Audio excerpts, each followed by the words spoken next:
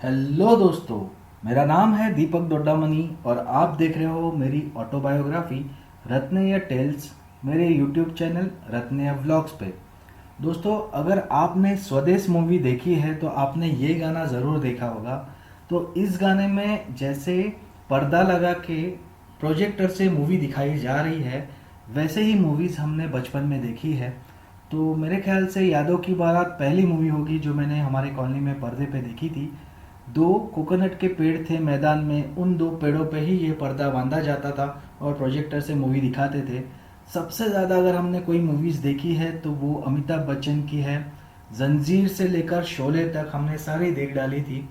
और मुझे अभी भी याद है कि सबसे ज़्यादा सीटियाँ और तालियाँ अगर किसी मूवी पे बजती थी तो वो थी अमर अकबर एंथनी। जो जो सीन है कॉमेडी इसमें, जिसमें वो आईने पे पट्टी लगाता है, वो मेरा फेवरेट सीन आज भी है। उसके अलावा डॉन मूवी है, वो मैंने दो बार देखी है।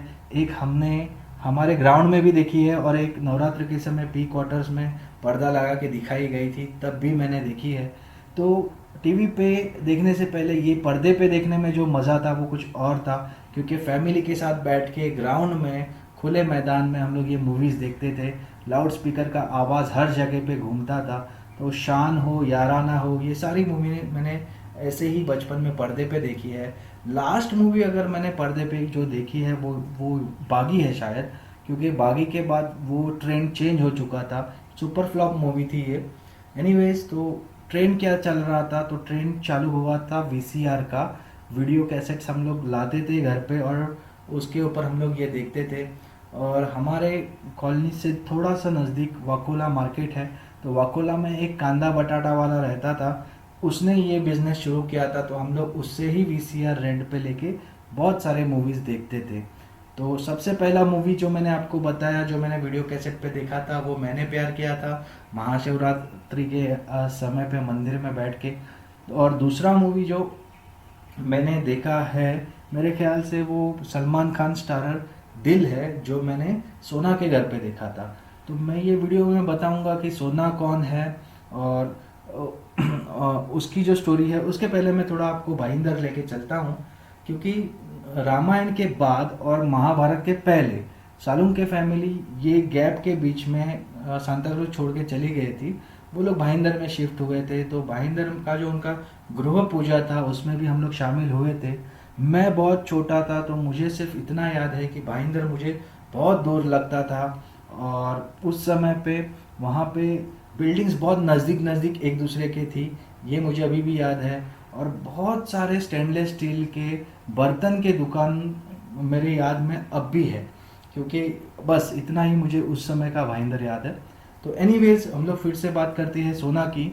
सोना छोटा था तो मेरे घर पे आता था, मेरे मम्मी से सिंगदाना मांगता था, बंगाली में मांगता था कि बादाम दाओ। तो उस तरीके से सोना के साथ हमारी पहले पहचान हुई, और उसके बाद उसके पेरेंट्स के साथ और फैमिली के साथ हम लोग जानने लग गए। तो ये सोना का बर्थडे का फ़ोटो है, 1991 या 92 का शायद। तब तक मेरा भी खुद का एक अच्छा खासा फ्रेंड सर्कल बन गया था, जो आप इस फोटो में देख सकते हो।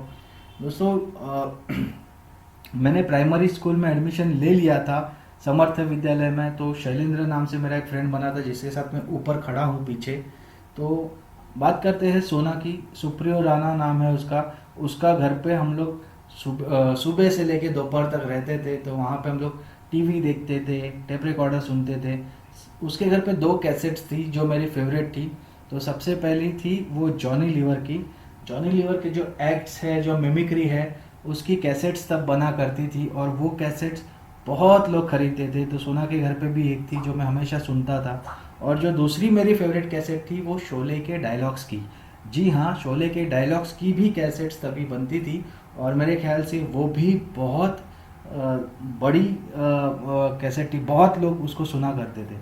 सोना के ग्राउंड में एक कैरी का पेड़ था, वहाँ पे ये आम मिलते थे, जिसको खाने के लिए हम लोग हमेशा जाते थे। तो एनीवेज, दूसरे फ्रेंड्स की भी बात करेंगे। गीता नारायणकर, ये जो लड़की है ये मेरी छोटी बहन जैसी है। ये हम लोग के बिल्डिंग में ही ऊपर रहती थी। तो उसका फैमिली और हमारा फैमिली बचपन से एक दूसरे को जानता है ऑब्वियसली। तो हम लोग बचपन में काफ़ी खेले हैं। हमारे कॉलोनी में तब गटार जो होती थी वो बहुत साफ़ सुथरी होती थी, उसमें बहुत साफ़ पानी बहता था। तो उस पानी में हम लोग जो पेपर के बोट्स है वो डालते थे और बहते हुए पानी के साथ हम लोग दूर तक भागते थे वो गटर के बाजू में। तो ये हम लोग का बचपन का सब खेल था। दूसरा जो फ्रेंड है मुझे, जो बहुत करीब था बचपन में, उसका नाम है सोनू। उसका असली नाम था अमोल तोरवी।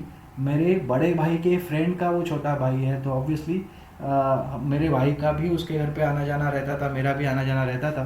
तो सोनू के साथ मेरी जो सबसे ज़्यादा यादें जुड़ी है वो ये इस टाइप की साइकिल चलाने वाली।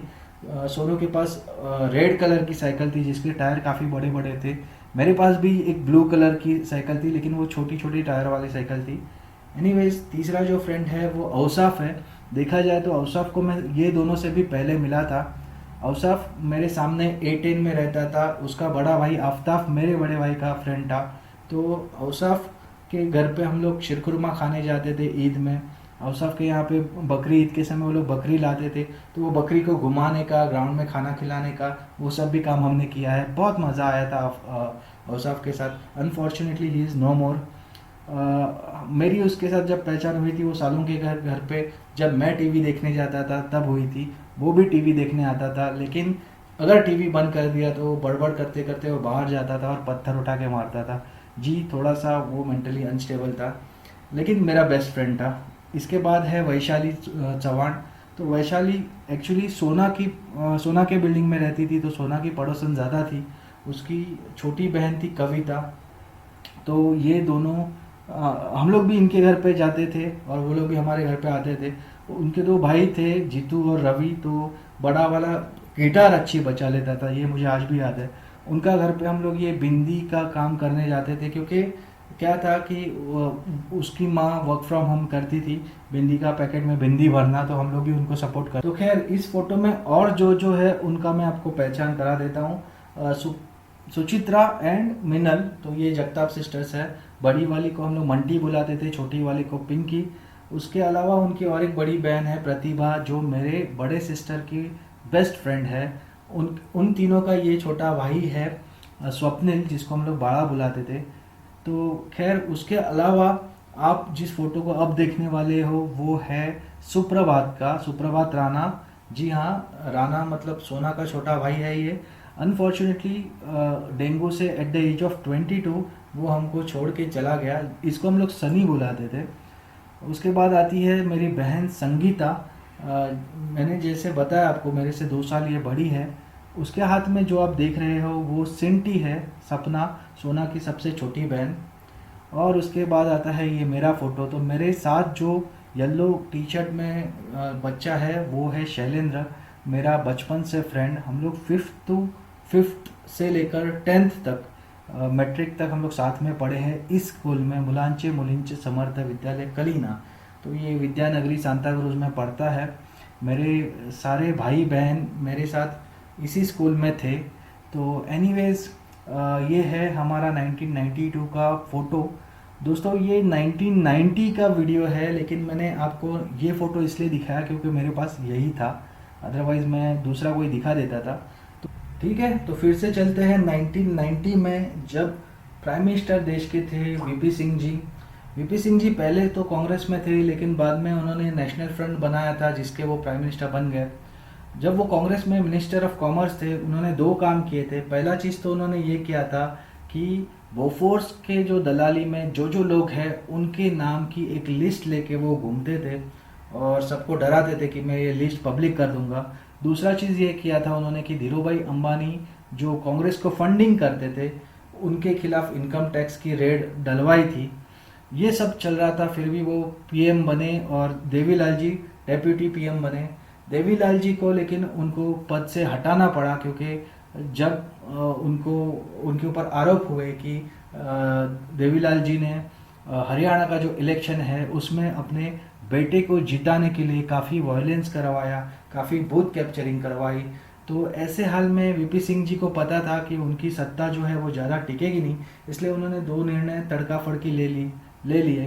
पहला तो उन्होंने ये डिसाइड कर लिया कि इसी साल डिक्लेयर कर देंगे कि डॉक्टर बाबा साहेब अम्बेडकर को भारत रत्न दिया जा रहा है। और दूसरा उन्होंने निर्णय ये लिया कि सबसे जो कंट्रोवर्शियल मंडल आयोग था उसका सिफारिशें लागू करने का काम कर दिया। तो मंडल आयोग वॉज रिलेटेड टू रिजर्वेशन। पहले जो 22% रिजर्वेशन था वो अब बढ़ के 49% हो चुका था। उसके वजह से जो सवर्ण जाति के लोग हैं उन्होंने काफ़ी आंदोलन किए, कुछ स्टूडेंट्स ने तो अपने आप को जलाने की कोशिश की। तो ये सारा जब चल रहा था तो बीजेपी ने सोच लिया कि अब वीपी सिंह जी को सपोर्ट देना सही नहीं है। उन्होंने अपना सपोर्ट निकाल लिया और उसके बाद वीपी सिंह जी का जो सरकार है वो गिर गया। तो मिलते हैं गाइज नेक्स्ट एपिसोड में, इसके आगे की कहानी बताऊंगा। तब तक के लिए धन्यवाद।